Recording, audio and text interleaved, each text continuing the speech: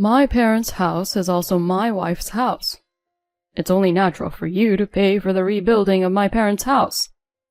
My husband suddenly started saying outrageous things. My parents-in-law, who are in favor of rebuilding the house, came up with an argument that I couldn't understand. "Wives are supposed to understand this without having to say all this stuff, right?" "That's right. A wife should support her husband. If your husband says to pay for it, then do as he says." When I told him I wasn't going to pay, my mother-in-law gave me a hard time. "My kind son decided to marry a trashy woman like you. Don't be selfish." I can't take it anymore. I need to get out of here. Thus, I strongly decided to get a divorce. My name is Emily. I was 34 years old when I married Ryan, the same age as me, and I've been living with him for 5 years. Since the beginning of our marriage, I have had the word divorce in my head on a daily basis. The first time it came to my mind was when Ryan suddenly quit his job. "I quit my job today," Ryan told me as soon as I got home. He had been working for an electronics company since he graduated from college, with a decent salary and a good bonus. I, on the other hand, work for a foreign cosmetics company and make about the same as Ryan. So when we got married, we decided to share equally in living expenses, rent, savings, and other money matters. And then he suddenly quits his job. "I'll choose the next job I want. Until then, Emily, please support us." Not only did he resign on his own accord, he also abandoned his living expenses. Hey, that's not what we talked about. Of course, I tried to talk him out of it, but he didn't care. "I've been thinking about retiring for a long time. Now that I'm married to you, we don't need my earnings to survive, right? Then I wouldn't have to do a job I don't want. I already know what I'm going to do next." Are you saying you're counting on my salary? That's too selfish. "I'm not asking you to let me be unemployed forever. Why can't I count on you for a few months?" A few months? You better promise me.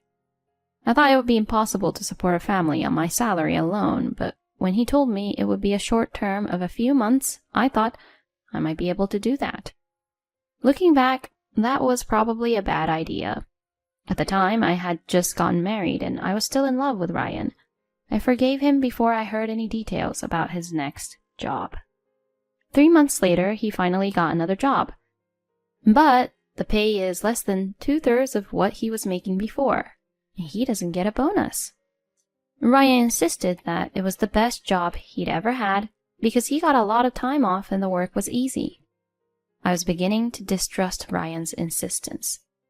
Was he really willing to help support this family? My fears turned into certainty. My husband and I were at my parents-in-law's house when he started arguing with me about living expenses in front of them. "It's not fair to put money in the house at the same allocation as before, even though my salary has gone down. Dad, Mom, don't you think so?" When my in-laws heard that, they made me look bad, and they justified Ryan's actions. "It's a wife's job to support her husband.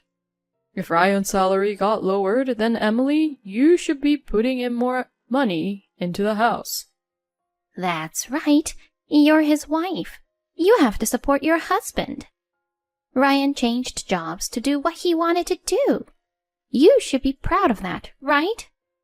Ryan got his parents on his side, blaming me. "See? My parents are saying this, so it shouldn't be a problem." I knew he never wanted to support each other from the beginning. I thought about getting divorced many times, but after being married after 30 years old, I was afraid of being single. I reluctantly accepted Ryan's and my in-laws' requests. I agreed to take care of the situation by asking Ryan to pay me 1/2 of what he had been paying before. But this was just the beginning. Ryan, a vain man, began to use the money we had saved together to buy things he wanted without consulting me. It seems that Ryan is a lot like his parents. His parents are just as vain as him. My mother-in-law has been a stay-at-home mom since they were married, saying that it's not very presentable to work. And my father-in-law also said it's not cool to work after retirement. So, they both live on pensions. And yet they ask me for money to live on. It's the responsibility of a child to support a parent who lives on a pension, isn't it? That's right. You're supposed to give us money. I could understand if they asked their son Ryan, but asking me, his wife? But I tolerated all of that. It would be wrong to say I tolerated it. I just didn't fight it. I was already exhausted from working and housework. After all, I had to earn the money that Ryan didn't pay. And that's not all. Ryan began to say that he was going to rebuild his parents' house. If he had some idea about where to get the funds for it, then it would be fine. But he thought, just let Emily pay for it. And all he wanted me to pay for their ideal house. When his parents heard this, their eyes lit up and they agreed with him. Eventually, they got into the swing of things and started saying, I want this and I want that. I thought, this can't go on like this.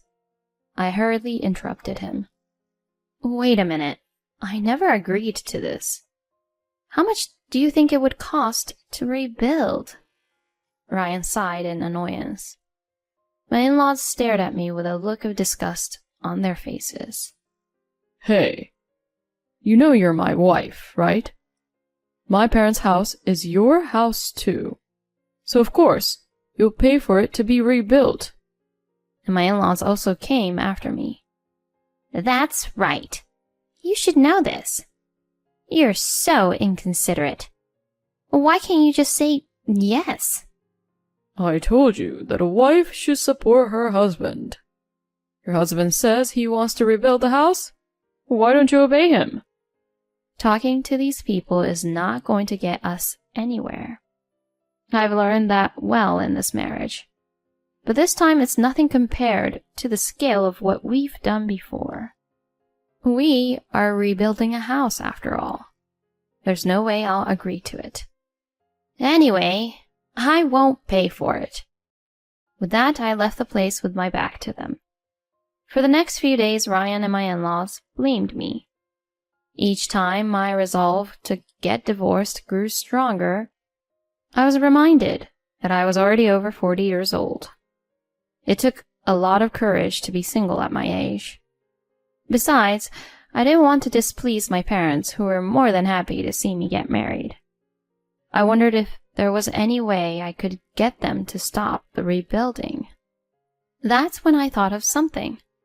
As usual, I received a phone call from my mother-in-law. Emily, please cut it out. How long are you going to keep troubling Ryan? You're terrible. You're a piece of trash who couldn't even get married for the rest of your life if Ryan hadn't gotten married to you. Ryan took you in because he's a sweet boy. You have no right to be selfish. My mother-in-law's angry, high-pitched voice echoed over the phone. The word selfish particularly offended me. Which one of us is selfish? Who do you think is supporting Ryan, who has been doing whatever he wants? I made a strong decision in my heart. That's it. I'm divorcing him. He's going to get what he deserves for doing whatever he wants. I unilaterally cut off my mother-in-laws and went to my lawyer's office, which I had never had the courage to do before. A few weeks later, I was summoned to my in-laws' house. The reason, of course, was to convince them to give me the money to rebuild the house. My mother-in-law was bragging to the neighbors about the rebuilding project, and she wanted to move the conversation along quickly. So, she came over to me. It's the responsibility of the wife to pay for the rebuilding, you know. You're the one who has to put yourself on the line for her parents and his parents, aren't you? Apparently, they had been to a showroom and had already gotten a quote from a contractor. When I looked at the estimate, I saw that the option fees were outrageous. The total was more than double what I had imagined. Ryan was smiling like a man who is not interested in anything else and said, You better take out a loan. Okay, I will gladly cooperate. I replied without a pause, and the three of them turned their surprised faces to me. What? Did you just say you'll cooperate? Seriously? Ryan, incredulous, asks for confirmation with a straight face. Yes, I did, because you asked me to. Ryan's face breaks into a smile at that reply. Emily, I knew you would come around. That's my wife. I didn't know what was going to happen when you said you wouldn't pay, but I knew you'd understand. My in-laws are smiling and nodding their heads. Yeah, that's what being a wife is all about. I see you've learned to appreciate your husband's greatness too, Emily. From the day I said I would help out, I was in charge of all the financial aspects of the rebuilding. Meanwhile, Ryan and the in-laws had several meetings with the house builder, but I wasn't invited to any of them. I guess they thought they could handle the money. As time went by, they told me, We're going to sign a contract with the house builder, so you'll have to be there. When it comes to contracting, the house builder has to get their financial affairs in order. They told me to bring documents related to the mortgage, but I didn't apply for a loan. Instead, I packed dozens of divorce papers in my bag and headed for my in-laws' house. My mother-in-law, feeling a little giddy, said, The deal is in the afternoon, so let's have lunch and then go. Ryan was very excited to hear that. Hey, I was wondering if we can still add options. I'd like an electric garage. Ryan's father leans in as well. I'm sure you can get one. A motorized garage sounds so convenient. They have no idea the despair they're about to experience. I'll finally be free from the hell I've been living in for the past 5 years. I couldn't suppress a smile as I looked at their happy faces. Let's have it then. Before we get started, I have to tell you something, I said, pulling out a divorce decree from my bag. Huh? What kind of joke is this? Is this some kind of sideshow? Ryan snickered when he saw the divorce decree. Emily, you have no taste. If you're going to make a joke like that, why don't you just make a witty one about how you took out a bigger mortgage or something? He snatched the divorce decree from my hand, crumpled it up into a ball, and tossed it in the trash. I immediately pull out a second set of divorce papers and shove it in front of Ryan's eyes. This is not a joke. This is not a sideshow. I'm divorcing you. Of course, I'm not your wife, and I don't have to pay for someone else's house to be rebuilt, do I? Ryan snatched the divorce decree from me and tore it into shreds. Don't be ridiculous. I'm not getting a divorce. Who's going to pay for it if you don't? I smiled wickedly at him. I have dozens of divorce agreements ready for you to tear up. I won't give up until you sign it. They could tell how serious we were when they saw how thick the stack of paper was. My in-laws' faces turned pale and Ryan broke out in a cold sweat. I'm going to rip up all that. Ryan's blustering like that didn't hurt me at all. Fine, then I'll take you to court. And then a scream that I couldn't even describe escaped from my mother-in-law's mouth. Once the case goes to court, the whole neighborhood will know about it. There was no way these vain people would let this get settled in court. That's why I was able to come on strong. If you don't sign the divorce decree right now, we'll go to court. I've already consulted a lawyer. Your demands for money, your unauthorized use of our common savings. They say with this much evidence, I'll win the case. Wait a minute. But you're my wife. Ryan's scared and he began to beg. It's your job to support me and my parents. I'm sorry I took the liberty of using our mutual savings, but it's my savings too, so it should be okay to use it, right? I can't believe you still haven't changed your mind. I can't help it now, I yelled at him. I don't have any obligations to do that. Besides, you only put money in our joint savings account for the first few months. After that, it's been my money that I've been saving by myself. It's not money you're allowed to spend on your own. And then my in-laws, who had remained silent until then, intervened. Emily, please, reconsider. This is also a way for you to show your filial piety. Your money will be used to make everyone happy. Don't you think that's a wonderful thing? That's right. You can't just suddenly divorce. Let's talk about it again. Make everyone happy? What are they talking about? I could feel the blood rushing to my head and my face heating up. Are you kidding me? Everyone's happy? You only think about your own happiness. My happiness is not here. Even if we talk it out, it won't get resolved anyway, will it? I've been unhappy ever since we got married. I countered, then turned my cold gaze on Ryan. I don't care if you don't sign the papers right now. Do you really want to be the subject of neighborhood gossip for extra money and time? This comment triggered a sudden argument between the three of us. Hey, I don't want to be the subject of neighborhood gossip. This happened because you don't take better care of Emily. Mom, you used to buy clothes and shoes with Emily's money. I'm so disappointed in both of you. I can't believe I was part of a family with such terrible people. I feel ashamed of myself for not divorcing my husband sooner. The argument didn't seem to be ending, so I forced my way in. So, will you sign it or not? I told him coldly, and Ryan got teary-eyed and started to beg. Wait. Let's talk this out. Talk? There's nothing to talk about with you. Okay, enough with the rebuilding. We can start over, and I'll make sure to pay my share. Start over? With you? Are you kidding? I've been thinking that our marriage was a failure ever since our honeymoon. Oh no. Emily, please, reconsider, okay? Shut up. You're just a miser who takes his wife's money. You can go to hell along with your vain parents. Anyway, sign the papers quickly. You're no good. No divorce. Then all of a sudden my mother-in-law screamed, Sign the papers. I don't want the neighbors to look at me funny. You need to throw away a wife who acts like this.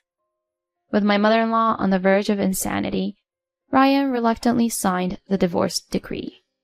I immediately took the divorce agreement and left the house without saying a word.